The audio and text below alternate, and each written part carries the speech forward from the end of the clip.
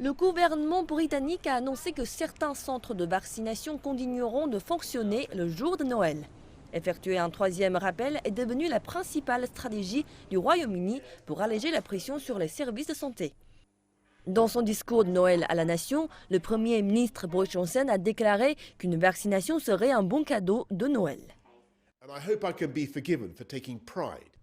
Et j'espère qu'on me pardonnera d'être fier de l'immense esprit de bon voisinage dont les habitants de ce pays ont fait preuve. Se faire vacciner non seulement pour eux-mêmes, pour nous-mêmes, mais pour les amis et la famille et tous ceux que nous rencontrons. Et c'est après tout l'enseignement de Jésus-Christ, dont la naissance est au cœur de cette énorme fête, à savoir que nous devons aimer nos voisins comme nous nous aimons nous-mêmes. Pourtant, de plus en plus de preuves émergent qu'Omicron est moins sévère que le variant Delta.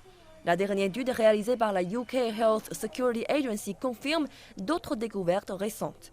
Elle relève que les patients atteints d'Omicron sont entre 50 et 70% moins susceptibles d'avoir besoin d'une hospitalisation. Mais Omicron est tellement plus contagieux que le nombre de cas nécessitant une hospitalisation pourrait en fait augmenter. Les rues de Londres sont beaucoup plus calmes que la normale. De nombreuses personnes ont fait leurs achats en ligne cette année, tandis que les restaurants et les clubs ont signalé un grand nombre d'annulations.